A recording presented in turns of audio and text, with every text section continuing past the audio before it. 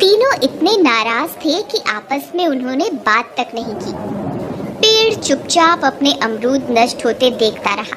बंदर चुपचाप ठिठुरता रहा। मुर्गा चुपचाप कुड़ता रहा।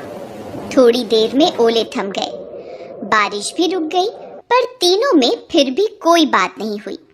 पेड़ को चिढ़ हो रही थी कि उसके इतनी बारिश झेलने के बाद भी बंदर उस पर बोझ बना बैठा है और मुर्गा उसकी डाल पर बैठा पंख फड़फड़ा रहा है।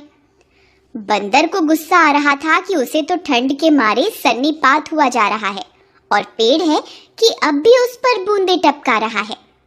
मुर्गा है कि अब भी पंखों से छींटे ऊपर उड़ा रहा है। मुर्गे को कुड़न हो रही थी कि पानी की मार से उसका तो जिस्म जवाब दे रहा है और पेड़ ने जरा सी भी जमीन उसके लिए सूखी बचाकर नहीं रखी। बंदर से इतना तक नहीं हो रहा है कि उसे वहां से किसी और सुरक्षित जगह पर ही पहुंचाए। अगले रोज तक पेड़ की टहनियों पर पड़ा पानी सूख गया। बंदर का जिस्म सूख गया। मुर्गे के पंख सूख गए, पर तीनों ने आपस में कोई बात नहीं की।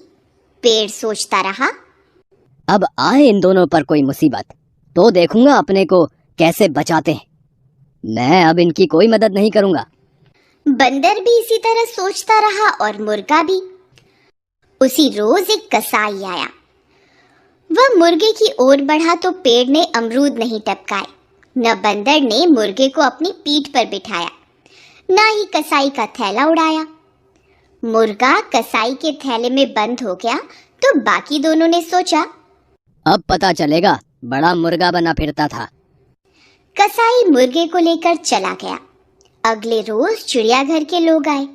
उन्होंने बंदर को पकड़ने के लिए जाल बिछाया तो पेड़ ने वह टहनी ही टूट जाने दी। थोड़ी देर में बंदर जाल में था और चिड़ियाघर के लोग उसे घसीटते हुए लिए जा रहे थे। बंदर ने जब छूटने के लिए हाथ पैर मारे तो उन्होंने उसे खूब पीटा। पेड़ ने उसकी यह हालत देखी तो मुस्कुरा दिया। मन में उसने सोचा, अब रात दिन पिंजरे में रहना पड़ेगा तो इसे होश आएगा। बड़ा बंदर बना फिरता था। उससे अगले दिन बहुत से लोगों ने पेड़ को घेर लिया। पेड़ ने सहम कर देखा कि उनके पत्थरों और डंडों का कोई जवाब उसके पास नहीं है। तड़ तड़ तड़। थोड़ी ही देर में उसके सारे अमरूद झाड़ लिए गए। फिर किसी ने कहा कि पुराना पेड़ है, इसे काटकर इसकी लकड़ी जलाने के काम में लानी चाहिए। एक आदमी के पास कुल्हाड़ी थी। बस उसी समय पेड़ की जड़ पर कुल्हाड़ी चलने लगी। थोड़ी देर में अमरूद टोकरियों में भरकर जा रहे थे और पेड़ की लकड़ियां लोगों के कंधे पर लदकर।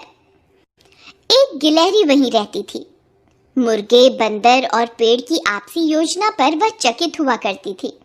उसने मुर्गे और बंदर के बाद पेड़ को इस हालत में जाते देखा तो लंबी उसास के साथ मन में कहा, जा रहा है ये भी लोगों का चूल्हा जलाने।